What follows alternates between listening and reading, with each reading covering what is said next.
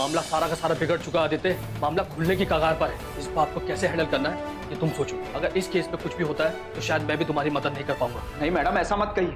हम लोगों ने तो हमेशा ईमानदारी से आपका साथ दिया है। झूठ बोलता है माँ, ये दोनों एक नंबर के लालची और धोखेबाज। वकील साहब, मैं ये जानना चाहती हूँ कि क्या पुलिस के पास शंकर प्रसाद जी के खिलाफ कोई पुख्ता सबूत है? सबूत बहुत पुख्ता है ये तो नहीं कहा जा सकता, लेकिन हमने सबूतों को अदालत में चैलेंज किया है और आगे भी चैलेंज करेंगे।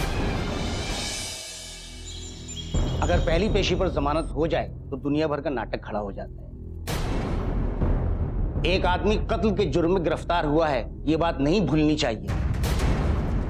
पहली पेशी पर जमानत के बारे में सोचना तो हवा में उड़ने जैसी बात है, और अदालत ने तो लल्लन को जमानत दे ही दी, इसे शुभ संकेत मानना चाहिए। तो मैं क्या समझूं? आपको क्या लगता है वकील साहब, अगली पेशी पर शंकर प्रसाद जी को हर हालत में जमानत मिल जाएगी ना? हम आगे के लिए उम्मीद कर सकते हैं, लेकिन ये दावा तो नहीं किया जा सकता कि अगली पेशी में क्या होगा। आप तो अपनी तरफ से पूरी कोशिश कीजिए, बाकी हमने तो अपनी तरफ से पूरी ताकत लगा रखी है। इस पेशी पर नहीं हुई तो क्या हुआ, लेकिन अगली पेशी पर शंकर प्रसाद जी की जमानत जरूर होनी चाहिए।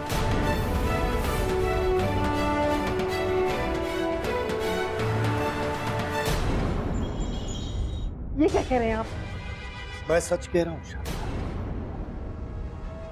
जिसे तुम अपना बेटा मानती थी, जिस आदित्य पे तुम इतना भरोसा करती थी, उसी ने तुम्हारे साथ विश्वासघात किया है।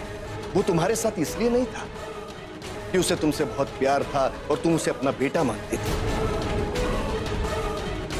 उसने तुम्हारे पद का फायदा उठाया है और पैसे बटोरे। नहीं, ये सच नहीं हो सकता। अफसोस तो इसी बात का है शारदा कि तुम अब भी उतनी मासूम और भोली हो, और इसी बात का फायदा आदित्य ने उठाया और प्रदीप ने भी। प्रदीप? हाँ, प्रदीप और आदित्य दोनों ही मिले हुए थे और दोनों ने मिलकर तुम्हारी पद का फायदा उठाया। तुम्हारी सरकार में जितने भी घोटाले हुए, जितनी भी फाइल पास हुई है, उन सब के पीछे इन दोनों का ही हाथ है। ये दोनों मिलकर ये खेल खेलते हैं। नहीं, ऐसे नहीं हो सकता। ये लोग मेरे साथ इतना बड़ा विश्वासघात नहीं कर सकते।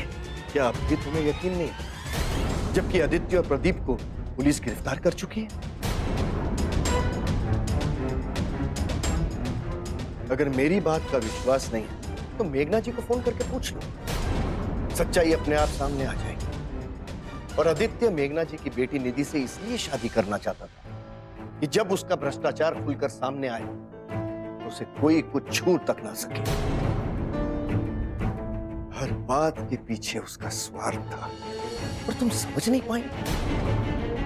मेरे साथ इतना बड़ा विश्वासघात।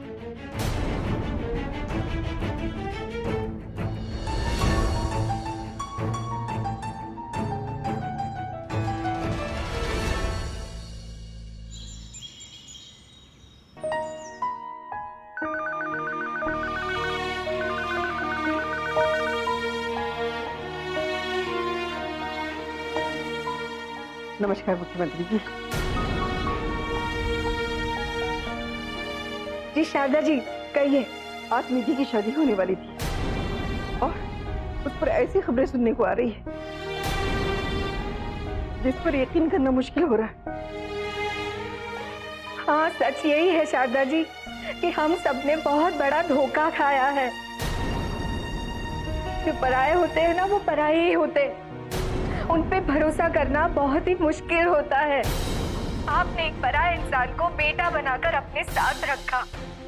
प्रदीप जी को इसलिए रखा कि वो आपका मार्गदर्शन करे।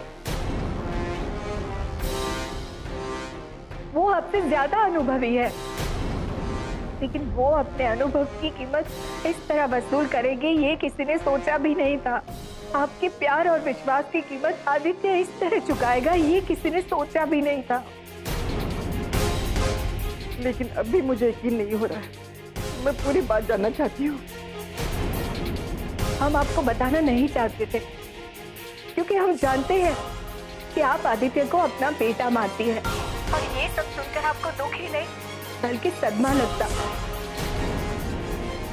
और हम आपको सदमे में नहीं डालना चाहते थे। लेकिन फिर भी मैं जानना चाहती हूँ इस बात की सच्चाई क्या है। क्या यही है कि आदित्य आज तक आपका इस्तेमाल करता रहा है, आपके परिवार का फायदा उठाता रहा। सच यही है कि आदित्य ने हमारे साथ भी वही खेल खेला जो खेल वो आपके साथ खेलता आ रहा था। प्रदीप और आदित्य दोनों मिले हुए थे। एक तरफ प्रदीप आपसे फाइल पर साइन लेकर क्लियरेंस दिलवाता था, और वही फाइल मेरे पास वित्त मंत्रालय में भी आती थी, और हम यही सोचकर साइन कर देते थे कि फाइल आपकी तरफ से क्लियर होकर आई है, और हमें इसे पढ़ने या देखने की जरूरत ही नहीं है। दरअसल हम उनके बारे में समझ ही नहीं पाते। आज तो यही लग रहा है कि किसी भी पराये पर भरोसा करना ही नहीं चाहिए। पराये आखिर पराये होते हैं और अपने अपने होते हैं।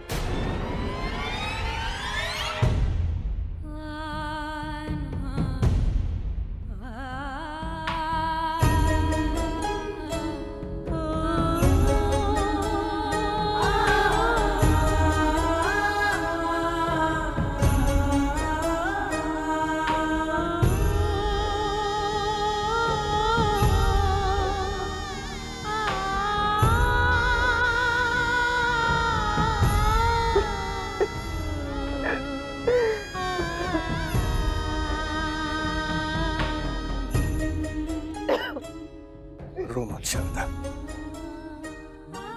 इस दुनिया में जब अपने अपने नहीं होते तो पराये अपने कैसे हो जाएंगे? बताओ।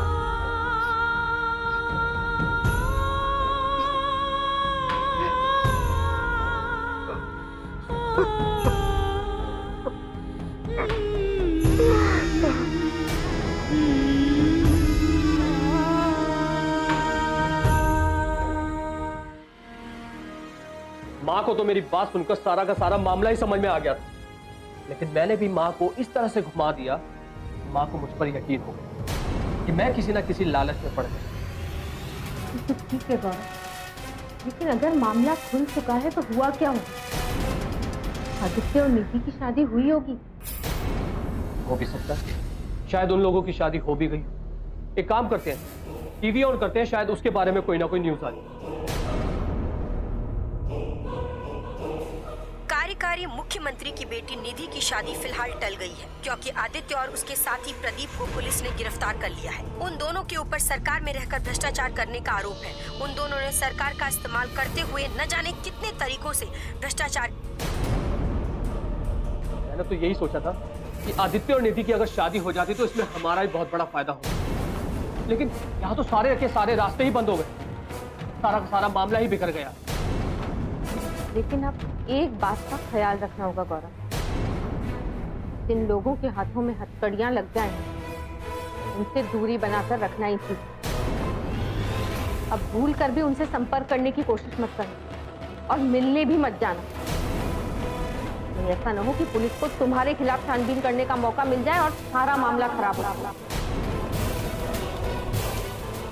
मैं जानता हूँ अलका, लेकिन मैं उससे थोड़ी मिलने जा रहा हूँ। मैं तो तुमसे बात कर रहा हूँ, क्योंकि इसके साथ नुकसान तो हमारा भी होगा ना। दूसरे क्या नुकसान कर रहे हैं वो छोड़ो, अगर कुछ सुधार या संभाल सकते हो तो घर में देखो। शादी की सारी जायदाद, बंगला, गाड़ी, सबके अकेले हकदार तुम हो। कि तुम उनके सगे बेटे। ये बहुत पुरानी बात है अलका, लेकिन अब इस बात को बदला तो नहीं जा सकता ना। लेकिन सोचना तो होगा ना गौरव। वो सौरभ आधी जायदाद का हकदार बना बैठा। अरे वो सौरभ जिसे इन्होंने गोद लिया है, एक तो उसे पाल पोस कर उस पर एहसान किया। इन्होंने अपना नहीं तुम्हारा नुकसान किया है। पूरी जायदाद से आधी जायदाद का हकदार बना के रख दिया। तुम्हें इस बारे में बात करनी होगी गौरव। मैं इस बारे में बात नहीं करना चाहता, क्योंकि पापा का फैसला आप बदल नहीं सकते। चुपचाप हाथ पर हाथ रखकर देखते रहोगे? तो दिखाई नहीं देता क्या गौरव कि सौरभ उन लोगों के ज्यादा करीब है? तुम्हें और उसको साथ में खड़ा कर देना तो उन लोगों का झुकाव उसकी तरफ होगा। इसे देखकर कोई भी अंदाजा लगा लेगा कि शायद तुम सौतेले और वो सगा। सौतेलेपन का मतलब समझते हो? इतना बड़ा नुकसान है हमारा। जानता हूं अलका, मैं सब जानता हूं। और सौरभ भी तो उन्हें खुश रखने के लिए वही करता है जो वो चाहते हैं। सौरभ ने उनके लिए LLM किया, अब अपनी पढ़ाई पूरी करके उनके सपनों को पूरा करना चाहता है। इसी वजह से सौरभ को वो सबसे ज्यादा चाहता है। अरे अगर पापा जी का बस चले ना तो आधी से पूरी जायदाद तो सौरभ के नाम कर दो। अरे पापा ही नहीं, बल्कि माँ भी तो उससे बहुत ज्यादा प्यार करती है। और मुझे तो आज तक इस बात का समझ में नहीं आया कि आखिर उस सौरभ में ऐसा है क्या उस सौरभ के अंदर।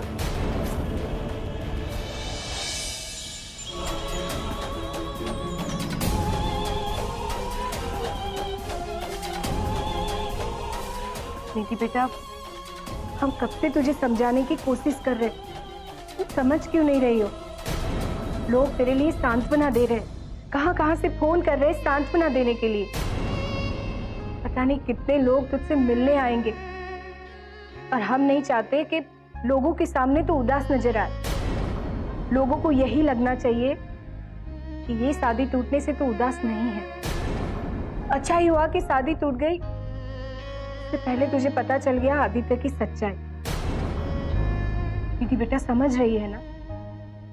माँ, मैं खुश हूँ कि आदित्य की सच्चाई सामने आ गई, लेकिन पर तो खुश नजर नहीं आ रही है ना, तेरे चेहरे पे खुशी नहीं लग रही है। बेटा कभी कभी लोगों को दिखाने के लिए खुश रहना पड़ता है। रजनी जी, नमस्कार रजनी जी। नमस्कार मुख्यमंत्री जी। निधि की शादी टूट गई सुनकर बहुत दुख हुआ। हाँ, ये दुख की बात तो है, खुशी इस बात की है कि आदित्य की सच्चाई सामने आने से पहले ही शादी टूट गई। आपकी बात ठीक है मुख्यमंत्री जी। निधि की जिंदगी अगर एक बार उसके साथ बन जाती तो पता नहीं क्या होता। मैं तो बस ये सोचकर दुखी हो रही थी कि इस शादी के टूटने से निधि को कितना दुख हुआ होगा। निधि भी इस सच्चाई को समझती है, लेकिन फिर भी मुख्यमंत्री जी, आप भी एक औरत और मैं भी एक औरत, कम से कम हम तो निधि के जज्बातों का अंदाजा लगा ही सकते हैं। अगर मैं निधि की जगह होती तो मुझे इस बात से कितना सदमा पहुंचता, कितना दुख होता। ठीक कह रही है आप, पर जो सच्चाई है उसका स्वीकार तो करना ही पड़ता है। मैं जल्दी ही वक्त निकाल कर निधि से मिलने आऊंगी। आप उसे मेरी तरफ से सांत्वना दीजिएगा, कहिएगा कि शादी तो तकदीर का खेल है, और सही मायने में कहा जाए तो ये अच्छा ही हुआ। अब निधि की शादी जिस परिवार में होगी वो परिवार अच्छा ही होगा। आपका बहुत बहुत धन्यवाद कि आपने फोन किया। देखिए मेघना जी, राजनीतिक तौर पर हमारे विचार अलग हो सकते हैं, हम राजनीति में एक दूसरे का विरोध कर सकते हैं, हमारे बीच मतभेद हो सकते हैं, लेकिन जहां परिवार की बात हो, जज्बात की बात हो, वहां हम सब के जज्बात एक ही होते हैं। चलिए मैं अभी फोन रखती हूँ। निधि को मेरी तरफ से आशीर्वाद दीजिएगा। नमस्कार। जी नमस्कार। रजनी जी का फोन था बेटा, वो भी तुझसे मिलने आने वाली। खुद को संभालो बेटा।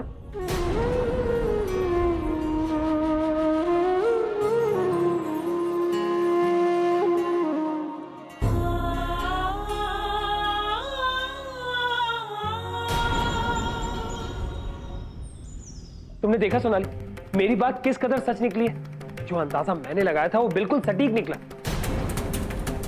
मैं जानता था कि प्रदीप और आदित्य बिना स्वार्थ के मां को हमसे अलग करने की कोशिश क्यों करेंगे। ये सिर्फ अपना उल्लू सीधा करने के लिए मां का साथ दे रहे हैं। तुम बिल्कुल ठीक कह रहे हो राजवीर, जैसा तुमने कहा था वैसा ही। लेकिन अब देखना ये है कि माची का अगला कदम क्या होगा। हाँ सोनाली, मैं भी देखना चाहता हूँ कि अब माँ क्या फैसला लेती है। आखिर 5 करोड़ तुम्हारे अकाउंट में मैंने ही तो ट्रांसफर कराए हैं। तो जाहिर सी बात है बात भी मुझे ही करनी पड़ेगी। जिंदगी पहले तो ये लोग माँ के वफादार बने हुए थे और हमें उनसे अलग करने की कोशिश कर रहे थे, लेकिन अब तो माँ के सामने सच आ चुका है। अब मैं भी ये देखना चाहता हूँ कि माँ क्या फैसला करे। तुम्हें पता है राजू, कल रात को माची की तबीयत बिगड़ गई और आज खबर ये कि प्रदीप जी की और आदित्य की गिरफ्तारी को लेकर वो बहुत अपसेट है। बात तो सच में सदमे वाली। माँ ने तो कभी सोचा भी नहीं हो कि प्रदीप और आदित्य उनके साथ रहकर, उनके पास रहकर उनके पद और प्रतिष्ठा को दांव पर लगा देंगे।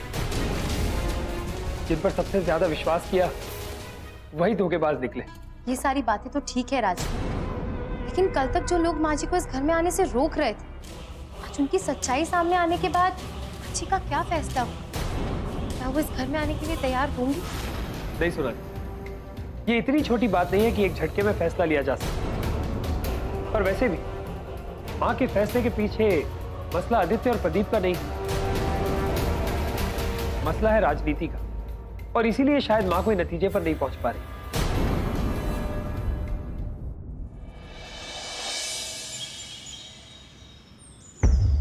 $10 लाख, 20 लाख, 50 लाख, कि तुम्हें जो चाहिए वो मैं दूंगा। तुम सिर्फ निधि को मेरे हवाले करो और किसी को यह पता नहीं लगना चाहिए कि निधि तुम्हारे पास थी। मैं उसकी बातों से लालच में आ गया था मां। आप लोगों ने मुझे सौतेला बनाकर रख दिया है। आज इस बात का एहसास होता है कि सौरभ आपका असली बेटा है और मैं सौतेला। पापा ने तो आज तक किया ही क्या है मेरे लिए? वो तो बस अपनी ईमानदारी की बातें करते हैं। आज तक उन्होंने मेरे लिए कुछ ऐसा भी नहीं किया कि मैं अपने पैरों पर खड़ा हो सकूं। तो मैं अंदर ही अंदर घुटता रहा।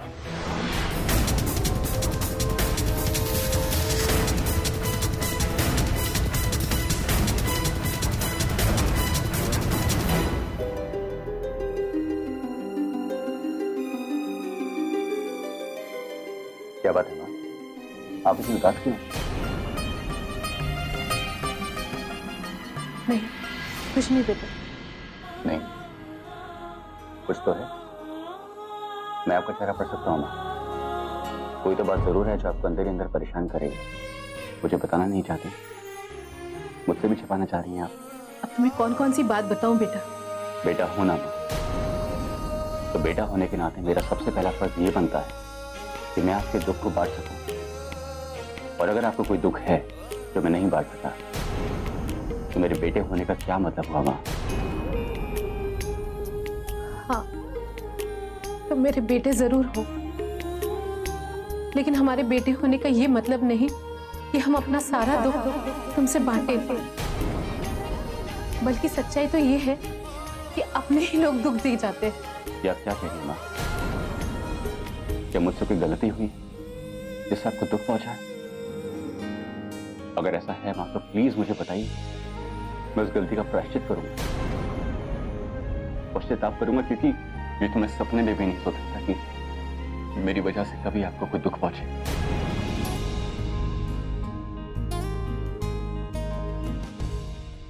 मैं आपका बेटा नहीं हूं, लेकिन फिर भी मुझे इतना प्यार दिया, मुझे पढ़ाया लिखाया, आज मुझे इस कपिल बना दिया माँ। सच तो ये है कि मुझे आप लोगों से जो कुछ भी मिला है की कीमत मैं मरकर भी नहीं चुका पाऊंगा माँ। मैं नहीं चुका सकता।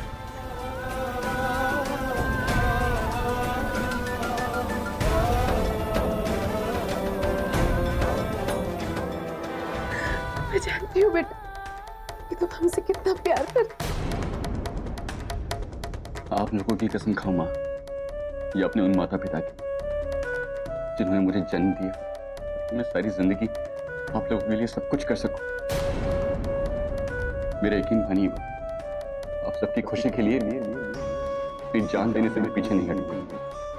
और ये मेरा वादा है आपसे, जिस दिन भी मेरी वजह से कोई दुख पहुंचेगा या आपको कोई ठेस लगेगी, वो दिन मेरी जिंदगी का सबसे बुरा दिन होगा, सबसे बुरा दिन होगा। दुख तुम्हारी बात का नहीं है बेटा, लेकिन सच भी यही कि दुख अपने ही दे जाते हैं और भूल कर भी ये मत कहना तुम मेरे बेटे नहीं हो, भूल कर भी नहीं।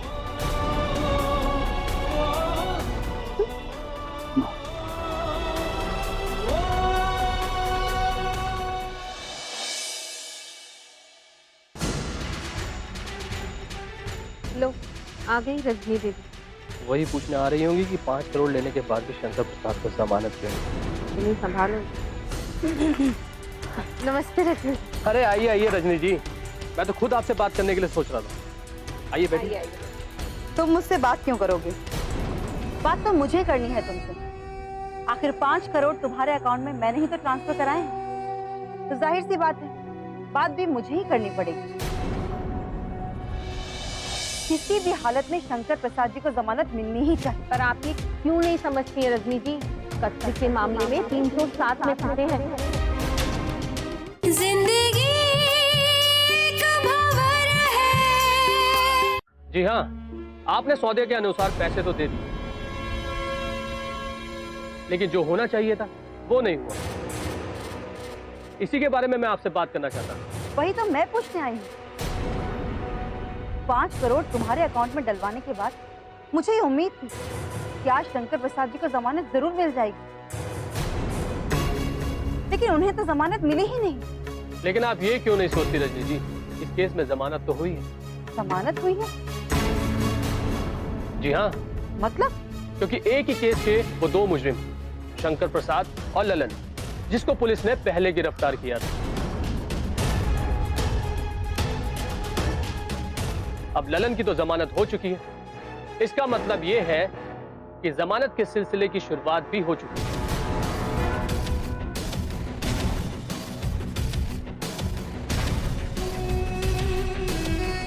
तो तुम ये कहना चाहते हो कि ललन को जमानत देकर इस मामले में शुरुआत की गई है? बिल्कुल, मैं जानता हूँ रजनी जी, ये बात सुनकर आप थोड़ी सी परेशान जरूर होगी कि शंकर प्रसाद को जमानत क्यों नहीं मिली। लेकिन क्या करें, कानून तो कानून है। ये और बात है कि तथ्य अगर कमजोर हो तो उसे नजरअंदाज करके भी फैसला सुनाया जा सकता है। लेकिन मैंने आपसे पहले भी कहा था, आप ध्यान से सोचिए। मैंने आपसे ये कहा था कि पहली पेशी पर जमानत जरूर मिल जाएगी, लेकिन पापा पहली पेशी पर जमानत देकर किसी को भी अपने ऊपर उंगली उठाने का मौका नहीं देंगे। तुम्हारी बात ठीक है गौरव, लेकिन मुझे तो रिजल्ट चाहिए। किसी भी हालत में शंकर प्रसाद जी को जमानत मिलनी ही चाहिए। पर आप ये क्यों नहीं समझती है रजनी जी? वो किसी छोटे मोटे मामले में नहीं, कत्ल के मामले में 307 में फंसे हैं।